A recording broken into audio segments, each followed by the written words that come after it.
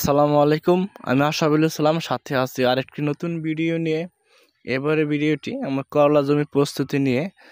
আমার করলা চারা বয়স যেহেতু 1 মাস হয়ে গেছে, তো এখন জমি প্রস্তুত করা প্রয়োজন, কেননা 30 থেকে 40 দিনের মধ্যে করলা চারাগুলো রোপণ করে দেওয়াটাই ভালো। তো প্রস্তুতি হিসেবে আমার করলা জমিতে আমি প্রথমে একটি চাষ দিয়ে দেবো পাওয়ার টিলার দিয়ে।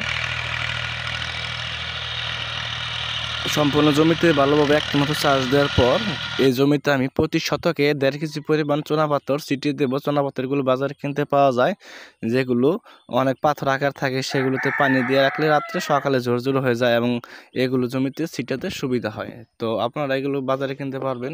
তো আপনারা চাইলে দিতে পারেন বা নাও দিতে পারেন। তো আমার জমিতে আমি বিশেষ করে চুনাপাথরগুলো চাষ করার আগে দিয়ে থাকি। জমিতে চুনাপাথর দেওয়ার সুবিধা হচ্ছে জমিতে থাকা ছত্রাক এবং ব্যাকটেরিয়াগুলো মারা যায়। তো আপনারা চাইলে দিতে পারেন। সম্পূর্ণ জমিতে চুনাপাথর ছিটানোর পর 2-1 দিন রোদে রাখার পর জমিতে ভালোভাবে সেচ দিয়ে দেবো। যেহেতু এই জমিতে এর আগে আমি ধান চাষ করেছিলাম, সেহেতু এই জমিতে অনেক ইঁদুরের গর্ত রয়েছে। আশা করি ইঁদুরের গর্তে অনেকগুলো ইঁদুরের বাচ্চা দিয়েছে, সুতরাং জমিতে ভালোভাবে পানি দিলে ইঁদুরের গর্ত ইঁদুরগুলো মারা যাবে। সম্পূর্ণ জমিতে ভালোভাবে সেচ দেওয়ার পর যখন মাটি শুকিয়ে যাবে, তখন শুকনো গোবর, এই গোবরগুলো আমি জমিতে ছিটিয়ে দেবো। তার সাথে দেবো জৈব সার। তো আপনাদের গোবর না থাকলে আপনারা জৈব সার দিতে পারেন, যেগুলো বাজারে খুব সস্তা মূল্যে পাওয়া যায়। তো আর যদি গোবর থাকে তাহলে গোবর ছিটিয়ে দেবেন। ছিটানোর পর সম্পূর্ণ জমিতে আরেকটি চাষ দেওয়া হবে। তো চাষ দেওয়ার পর তখন চারাগুলো রোপণ করে দেবো জার করে।